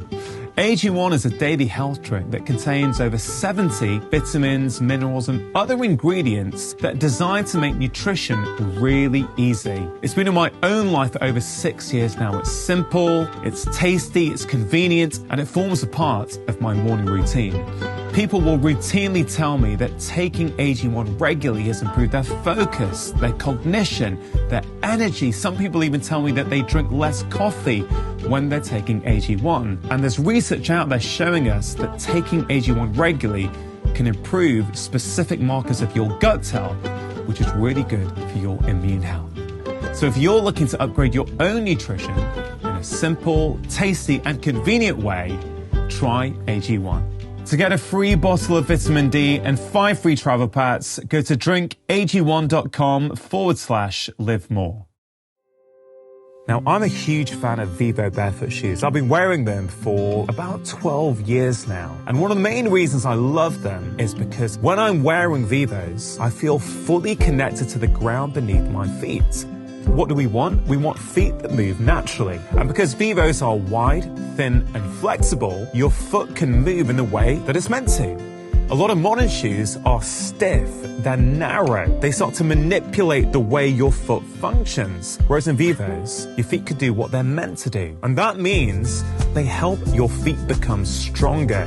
There was this trial that showed within 4 months of wearing Vivos, your feet are around 60% stronger. Your feet are your foundation, and when you've got problems in your feet, it goes all the way up the chain. It can go to your ankle, to your knee, to your hip, to your back, and even to your shoulder and neck. And as a doctor, I have seen back pain, hip pain, and knee pain actually start to get better when people start to wear barefoot shoes. To get 20% off your first order, go to vivobarefoot.com/live more. You know, this whole idea of trusting the timing, right? That everything's happening at the right time for you. Now, some people may be listening with their rational, logical minds going, well, that's just ridiculous, right? How do you know things are happening at the right time? How do you know that actually had you not gone to India a year before that to learn yoga at source, you wouldn't still have ended up where you are today, or it wouldn't have happened sooner, right? To that person, what do you say? Who knows? Like, who actually really knows? 90% of the work that I do, when we look at the spiritual realms, nobody knows the definitive meaning of life until we go back home to wherever you believe home to be. None of us can say, I can say this is a glass. No one can say categorically true, there are such things as past life and this and this and this and all the spiritual realms. There's no such thing as your soul, the universe, whatever it may be. None of us can categorically say that. But what we need to do is find enough of the truth for ourselves so that we know that to be true. So if your belief is it would have happened if I'd have gone a year sooner, that's your belief, that's your truth. And that's okay. That's perfect. And maybe it would have still all worked out. Who knows? Yeah. But the way it actually went was, if I look at my journey of those 2 years, and I look at who I was a year in, and I look at who I was 2 years in, I know that the year in version of me, she might have got that plane ticket home from India because she wouldn't have trusted and believed in herself enough. She'd not built enough resilience. Yeah. So she could have come home, and then I definitely won't be sat here with you. I'd have gone and got another corporate job. Yeah. There's for me, as I hear that, because I was just playing devil's advocate. I also believe in timing, that things happen at the right time. And, you know, the reason I even brought up this whole story with your corporate job is it's the words with which you described it in that chapter, right? You chose to believe that everything was happening to help you get to where you needed to go, right? It was a choice. Yeah, we always have a choice, right? So I always think about things and I go, well, is it useful? Is your belief useful or not, right? Trusting the timing, I would argue, is a useful belief, right? It's a belief. Yep. As you say, how can you prove it? Let's examine the alternative. The alternative is frustration. Oh my God, I wish this had happened sooner. I can't believe this is happening to me. That person's getting in my way of me living my life. It's blaming on the outside. It goes back to your taking radical responsibility chapter, right? You have to own your life, right? So in some ways, it doesn't actually matter. Nope. The belief that everything is happening as it should, I think is a powerful belief. Yep. And it's a more helpful belief than not believing that. And this is where, the logical mind versus that kind of intuitive mind, we are certainly here in the UK and many other Western countries, we're very much trained to shut down the body from a young age without even realizing it. It's about, well, what does the research say? What does the science say? What does the logical mind say? Right? But I think when we were on stage together at Carfest last year, I think one of the things I said at some point was that, yeah, but you can't get data and science for absolutely everything, right? So for example, do I love my wife? Yeah, I do. How do I prove where's it? The actual Where's proof? The trial that shows me that it's like, well, I just know. Yeah. What do you mean just know? No, I just know. Yeah. What do you mean? Prove it. That's how we apply the logical mind to so many things, right? So I think we just need to soften some. I'm not saying ignore your logical mind. But just let's have a sense of awe that there are some things that we can't explain, right? That there are things out there. You've mentioned the word spirituality quite a few times in this conversation so far. When you use that term, Kirsty, what do you mean by it? Spirituality for me is having a connection to something greater. And I mean by that a greater part of me. So I would call that my higher self, my soul. And also the understanding that we are part of something greater. So whether you call that God or universe or source or whatever name you start to give that. And that spirituality to me is living a life of meaning and purpose and devotion. So spirituality is not something that I do and then I go and live my life. Spirituality is my way of life. So spirituality means that I approach everything in my life from a place of deep devotion and meaning and purpose. So even when I'm going through really difficult times, when life makes absolutely no sense, I'm going to come to that from a perspective of, what can I learn from this? How can I grow through this? What is this teaching me? What is this showing me? Versus being more of a victim to life and everything happening to me. I see everything happening for me rather than to me to help me to grow and evolve. And that's a choice. That's a choice. It's a choice to believe that. It's a helpful choice. It's a useful choice. Yeah. And it's kind of interesting. Hearing you say that makes me reflect back to a conversation I had maybe 2 or 3 years ago now with Bronnie Ware. Oh, I love it. Yeah, Bronnie's great. That was a great conversation. Oh, she's such a wonderful lady. And I mean, I talk about that chat quite a lot. It had, and her work has had quite a profound impact on me. She wrote the book, The 5 Regrets of the Dying, the common things people say on their deathbeds. And I think your book very much speaks to that, because ultimately through that book and her work, she's trying to help people live a more authentic life, which is essentially what you're trying to do with your latest book, Your Cosmic Purpose, right? It's helping people find purpose through authenticity. But in that conversation, I remember asking her, I said, Bronnie, did everyone at the end of their life have regrets? Oh. She said, no. I said, oh, what were the commonalities in people who didn't have regrets at the end of their life? And I'm trying to remember now, but I think it was these 3 things. It was people who had strong relationships with their friends and family. It was people who had a sense of humor, and it was people who believed in something greater than themselves. Right now, all of those points are important, but let's just highlight that final one.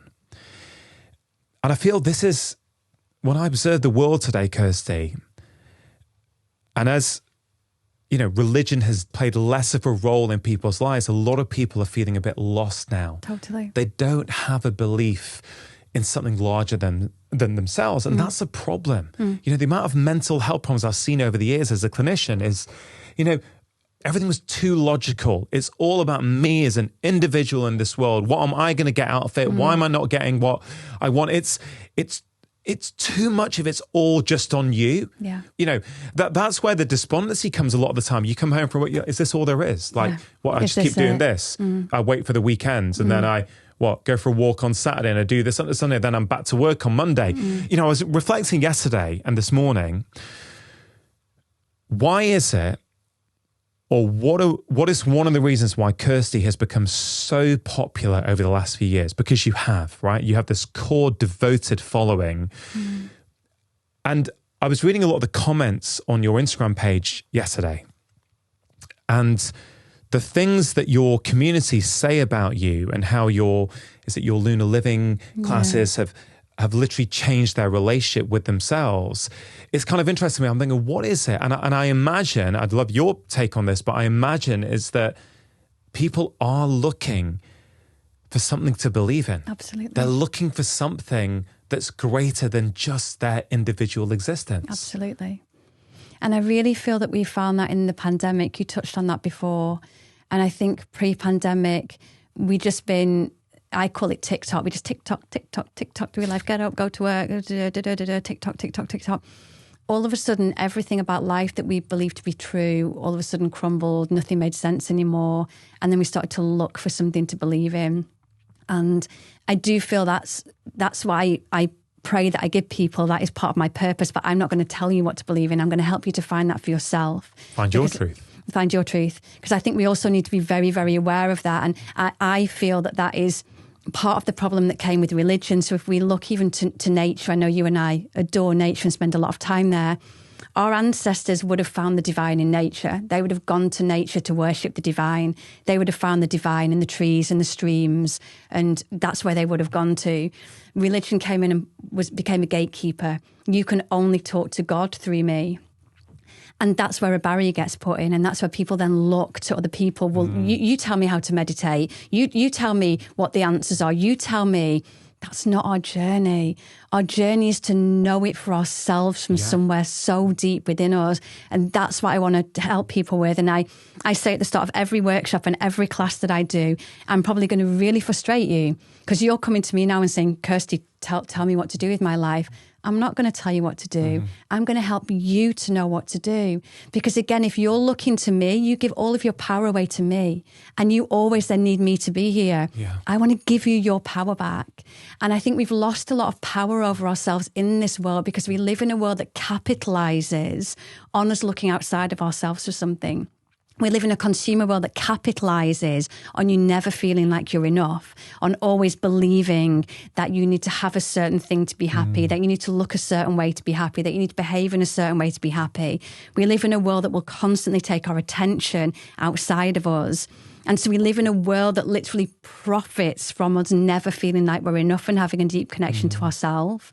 When you have that, when you know who you are, and I think I write about this in the book. There's a big thing about being spiritual means that, you know, you need to live a life of poverty, whatever it might be. That's not true. Have the house, the cars, the handbags, the shoes, the phone. Have whatever you want, providing that's not the purpose of your happiness. And if all of that stuff got taken away, you could still be happy. Yeah. And that's what I want to give people, that sense that everything you want will start to come to you, but you need it less. Yeah. Because you just have a happiness in here that just is. It just is. You're here in this present moment with yourself. If loving yourself is a stretch too far, liking yourself, being with yourself, showing up for yourself, doing the best you can every day. And that's enough. Yeah. It's not the thing, it's your relationship to the thing. Mm-hmm. The best things in life can't be learnt, they can only be experienced. Absolutely. These are, for me at least, and I think for you, the fundamental truths of human existence that people tend to ignore. And that's why the same lessons keep getting handed to you time and time again, right? Until you realize this stuff, until you actually realize, no, actually, I can be my own best expert. Yeah. Kirsty, to me, you have this quite remarkable, grounded presence that I know many people really admire about you and look up to and probably want a little bit for themselves. I also know from reading your latest book that things weren't always that way. Are you okay sharing a little bit about your best friend, Sharon, and how impactful your experience with Sharon has been in terms of where you are today? Absolutely. So Sharon was, Sharon was a light. She lit up a room. She was one of the most beautiful people you could ever hope to meet. And I met Sharon. So I haven't always been this way. And I think that the reason a lot of people see this in me is because I've been where other people are. I used to be incredibly angry as a child, very frustrated. I played the blame game a lot in my life. I think I write in the book, I sometimes look back to those days when I could blame my boss or my parents or this person or that person for the way that my life was. It's been a journey for me to get to where I am. And I feel that that's where we can teach the most, when we are that, we've got that lived experience and we understand where it, or how it feels to be where somebody else is. So I met Sharon in the days of, partying, spirituality took a little bit of a sideline. And I think for me, a big part of my journey, to be honest, has been, there's been a lot of death that's taken me towards this. And if I can go a stage before Sharon, I speak also about the book. My book is dedicated to Sharon and my great-great-auntie Mabel. And my great-great-auntie Mabel was the person who I guess started me on this journey. She read tea leaves and tarot. She was psychic. And as a little girl, I adored her. She introduced me to this whole world beyond the physical world. And they lived in Yorkshire. My family were in Lancashire, so we didn't see a lot of her. And she finally moved to be near us. And I'd go around after school every day and sit at her feet. And she'd only been there. Your concept of time is different when you're a little older. It feels like maybe months. And then she got taken into hospital. And I remember my mum speaking to us all that morning and saying, don't come to the hospital. And I was also a very, very rebellious child. And I was like, absolutely not. And at the end of that day, I went to the hospital. And as soon as I got there to the hospital and I took a hold of her hand and my mum was on the other side and my Uncle George had her head, she passed away as soon as I got there and held her hand.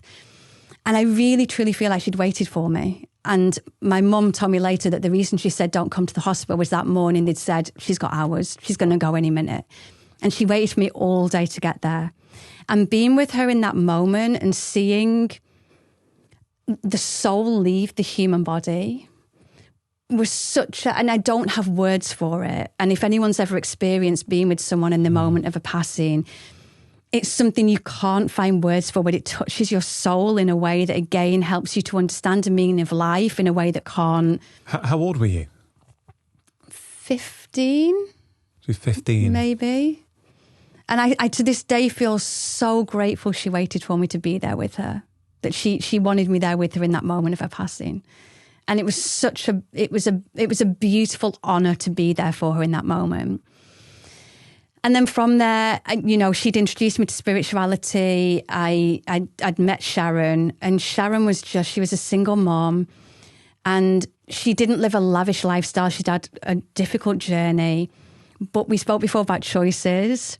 Sharon made a choice every day to light up the world. She made a choice to live life to the full, to experience every moment. I'd take her to the supermarket every Sunday on a single mum budget, going around Asda. We had more fun in that hour than most people have in their lifetime. She just lived life to the full and she loved life. And then we'd been on a night out and she always used to get quite bad hangovers and she'd got a headache. I'd left. I got a phone call maybe a day or so later from another friend and we had a big weekend away planned and I presume the other friend was calling me to say, can you add me to the weekend? And she told me Sharon was in a coma. And I just remember thinking it's impossible. I don't, when your mind just doesn't, I don't understand what you're I don't understand what you're telling me. I don't understand. And I remember going to the hospital and seeing her on life support. And again, if anyone's ever seen anyone on life support, the drugs they give them means that the body kind of bloats and things. And she just didn't, she wasn't the Sharon I knew. Sharon was full of life. Sharon was incredible. Sharon was, and I really honestly believed that she was going to get better, even from going to see her. I guess those moments where your mind tries to protect you, my mind was like, no, this isn't happening. And then I remember it was a Friday. I was in work in the corporate job we spoke about. And I got a phone call from her family saying that we're turning off the life support. And again, you can put yourself in moments in time. I remember like the whole world slowed down and everything crashed around me. And they're almost like, no. And I remember just kind of running out of the building, and a few friends came out and followed me. And then she had an open casket at her funeral. And they'd made her look so beautiful at her funeral. She looked like Sharon, the Sharon I knew. And I wrote her a letter and I put some crystals in there with her. And I stood and looked at her face. And in that moment, all of those silly things that we worry about when we think about, oh, but I'm a bit scared to quit the job I really don't like, or they seemed so irrelevant because I realised that could be me in that coffin. She was young. We were early 20s, you know. That could be me in that coffin. That could happen to me. I could leave the earth tomorrow. And would I, as we spoke about Bronnie Ware before, would I then look back and go, I was happy with what I'd done, or would I wish I'd been braver, lived a life that was more true to me, done the brave things? And so I went home after her funeral and I broke up with my partner at the time because, again, deep down, that little voice of inconvenient truth had been saying to me for a while, this isn't right, this isn't right. And I convinced myself, oh, but he's an incredible guy. He really, really is. But, but he's not so bad. And will you ever meet anybody else? And all those things we worry about when we're questioning whether to leave something. And I made a promise to Sharon at her coffin side that I was going to do all of the things in my life that I wanted to do. And I was going to do it for her because she could no longer do it. And that my life would be a dedication to her death. And so her death was one of the biggest catalysts for life for me, which we often find, because it took away all the fear. It took away all the, I'll do it tomorrow, I'll do it next week, I'll start next month. None of that seemed relevant when looking at her in a coffin. I mean, first of all, thank you for sharing that. It's kind of interesting as I listen to that and think about where you are today, right? So we've only known each other, I would say, 3 or 4 years, right? We met at Carfest, we did. Which is people who don't know, it's an end of summer festival that Chris Evans puts on for charity. And we were on stage together talking. And then obviously every summer we hang out there, you meet my family, we hang out, we've become really good friends, right? And death has such a powerful way of teaching us about what's truly important in life. So for me personally, I don't honestly know if I'd be doing what I do today if my dad was alive. Your dad, yeah. I don't know. Because Dad's death in 2013 was the catalyst for me for the first time in my life to stop looking outside and start looking inside. It was only through my dad's death that I started to ask myself questions like, whose life are you leading? Yes. Right? Is it your life or somebody else's life? Right? So, and then there was a series of steps of trusting myself, spending time with myself, listening to that internal voice and following it, even when sometimes the sensible decision wasn't to do what I did. And yes, now it can all look that things are great and, you know, everything was planned out perfectly. But no, it wasn't. It was like you just take those mini steps. You go, no, I think there's another way to communicate with people. I think there's another way to heal people and help them get better, right? So death has a powerful way of teaching us what's important in life. That was true for me in my 30s when my dad died. And it seems to be certainly very true for you as a teenager and then in your early 20s. So I guess one of the questions I have is, this is this kind of eternal question for me is, can people learn these lessons, these truths that we know them to be true, right, when we hear them? right? We may push them away, but enough people from enough different walks of life end up stumbling upon the same truths from different countries and different cultures, right? Yeah. Can you learn them without experiencing extreme adversity yourself? Yes, and so I always give ands around things. We live in a very or world. Oh, is this or that? This or that? And I feel that. So if I was going to answer this from my deep truth and a spiritual perspective, I would say that yes, we can, but there has to be a certain level of almost deep enlightenment or purpose that you come here with that drives you to seek answers outside of the norms of society. I still do feel that for most people, it's those, what I might call the dark night of the soul moment, whether that is a death, a shock breakup, losing your job, that takes us to those places where we learn the truth. Because if we're being fully honest with ourselves, and it happens to most people who maybe get made redundant or a breakup happens, that after they've gone through the grieving and everything else that has to take place, they will look back and go, I kind of knew. I kind of knew. So we have to have got, for me, to quite an evolved level that when we get that first niggle, we trust it and act on it. For most of us, it's a niggle, a niggle, a niggle, a niggle. And then our soul self, or whatever word you choose, goes, they're not listening. I'm going to need to bring something in here that's going to help them to listen because they're really straying off the pathway that they need to be on. So for me, for most of us, it does necessitate that moment where everything that we have thought to be true begins to crumble around us, that makes us then look at what's real about life and what's true. So I feel like there has to be that little bit of a resistance in order for us then. But over time, as you just so beautifully said, you learn to trust the niggle at stage one. And I think a point I just really love to make is that I've been doing this work for 20 years. Same for you. They compare my 20-year journey with their 1 month journey. And they're like, I want to be where you are. And people used to say it to me all the time with yoga. They'd come to me and I was teaching sold out retreats all over the world. And they'd say, I want to do what you do. How do I do it? And I'd be like, go and learn your craft for 10 years. That's how you're going to do it. So people look at me sitting here with you now. And I know there's going to be so many people out there who are so happy for me that I'm sitting here on your podcast. They don't see those.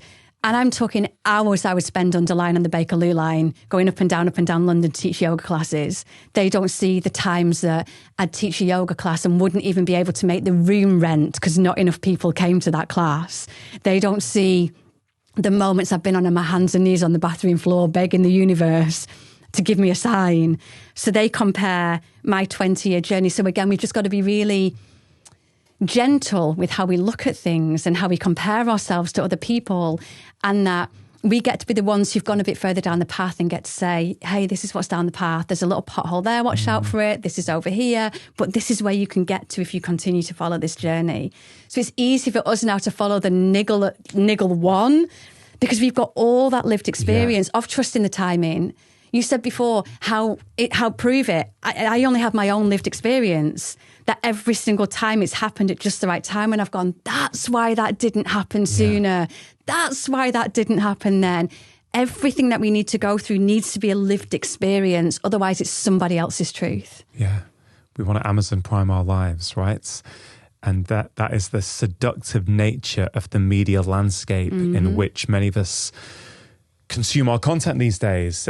We think everything's overnight. When we compare a curated highlight reel of someone else's life to our real life, that's like 1 minute of someone pretending to do something that they're likely not even doing in real life anyway. Yeah, but even like, let's say through a medical lens, right? Through people follow, let's say, medical doctors online for health information, right? But every person you listen to is at a different stage on their journey, right? So, someone who's just finished medical school and has seen 5 patients, I'm not saying they don't have anything worthwhile to share. No. Absolutely not.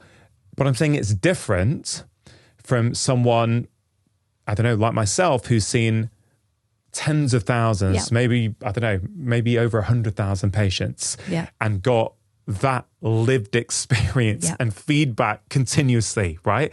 You can't just learn it in a book. Nope. You learn it through experience. And that's just the way it is. Yeah. Like, it's not better or worse. It's just different. And I love what you say about, for some of us, we need that extreme adversity to jolt to us out of our stagnation so that we can actually listen to what we already knew. But in theory, if we learn to sit with ourselves more, we don't need to wait for that adversity. We can hear the voices there. We can hear the whispers before they become screams. That's it. And act on it. I want to talk about language. Okay, and words. One thing that became very clear to me as we appeared on stage together year after year at Carfest was that this is kind of interesting for me. Me and Kirsty are talking about a lot of similar themes, but we're using different words to describe them. Okay, and I find this really interesting because I believe that some people will get put off by certain themes, by the way I'm describing them or the words I use. And perhaps other people might get put off by certain things certain words that you're using, right? And I guess I want to just explore that on multiple levels, right? Level one is words are inherently limiting. I believe, right? Because you're talking a lot about feeling things, things that you can't always explain with your logical mind. You can't put a language to it, but you just, that guts feeling, right? But, you're talking in this book and on this podcast about trusting yourself, taking radical responsibility, listening to your body, right? These are similar themes to what I wrote about in my last book, Make Change at Last, but we use different language. I will use the word spiritual. You're using the word soul or, for example, let's talk about the name of the book, Your Cosmic Purpose, right? So there'll be some people who walk into a bookshop and go, cosmic, that's not for me, right?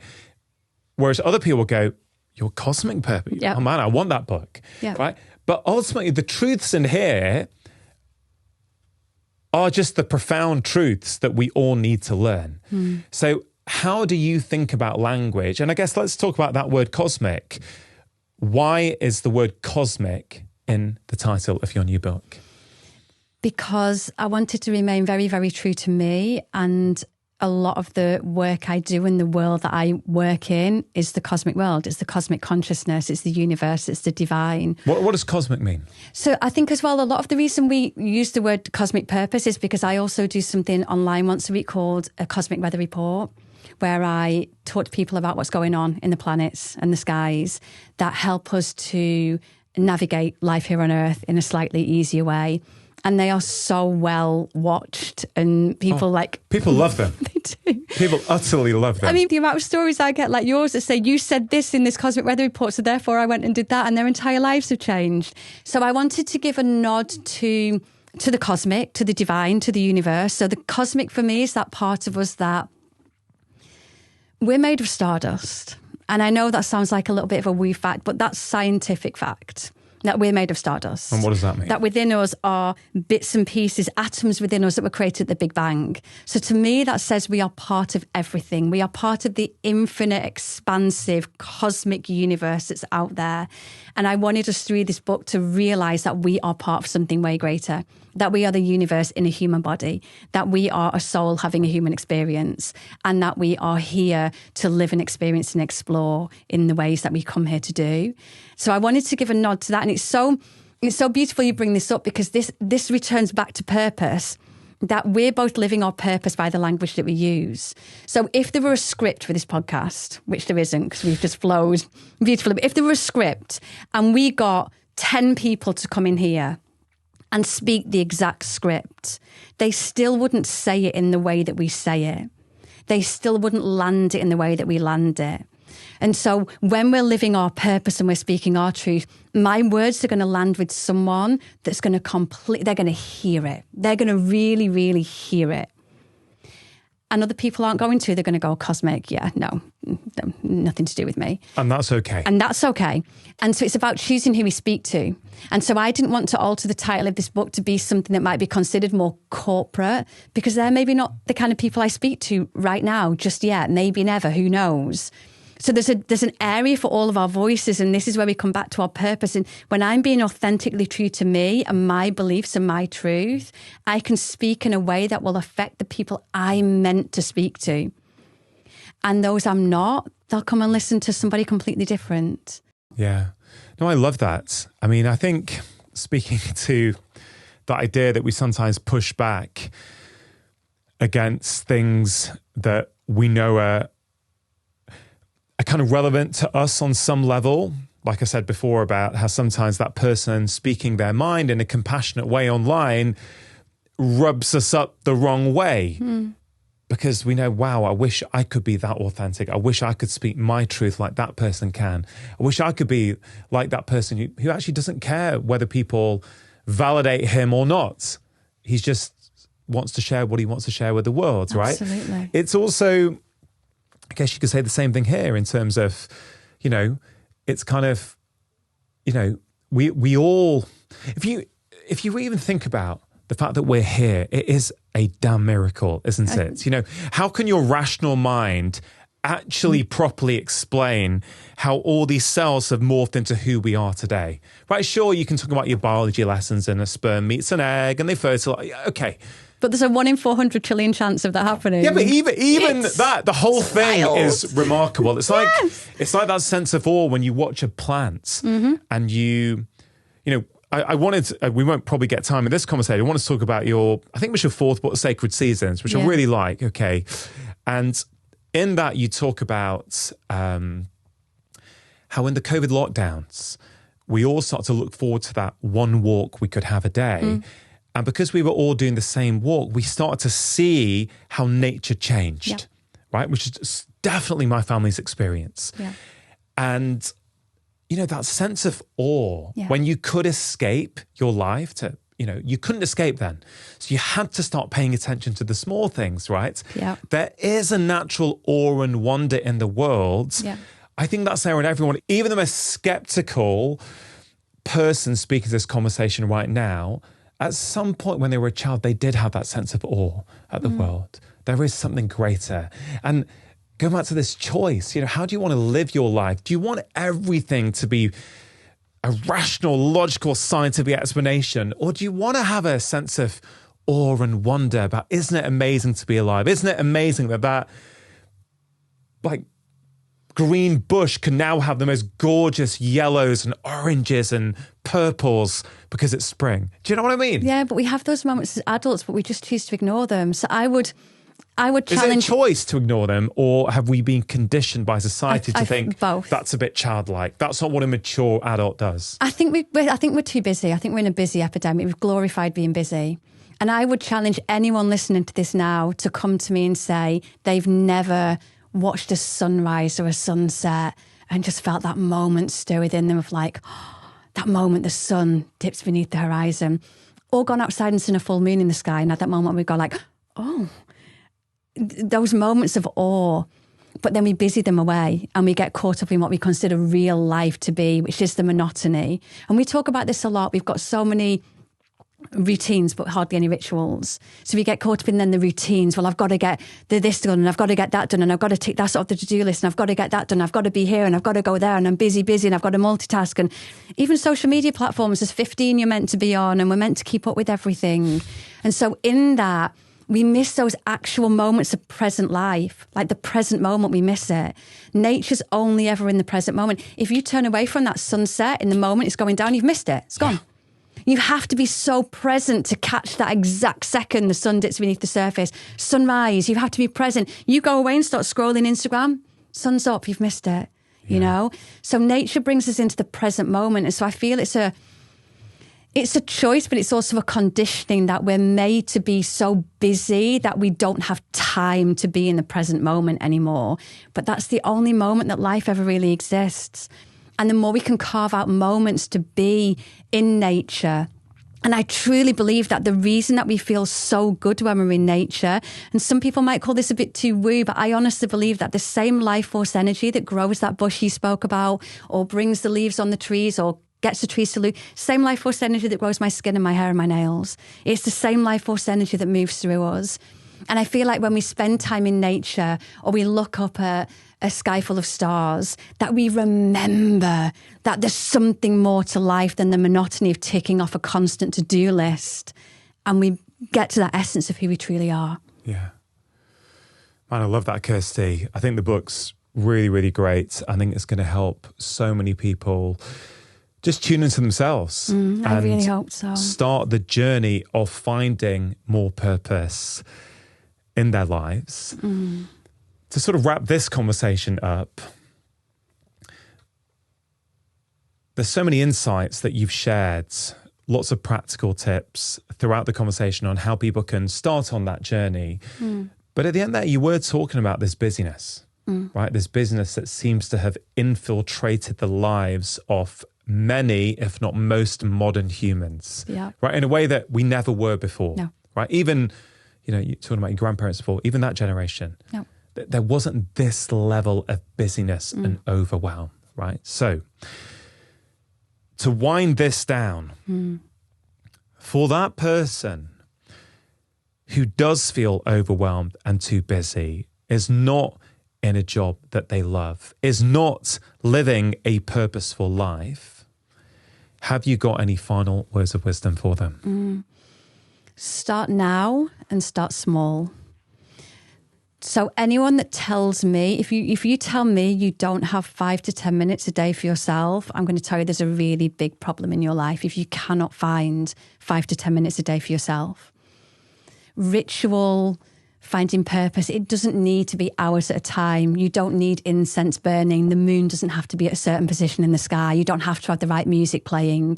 You just have to carve out that time for yourself to spend with yourself.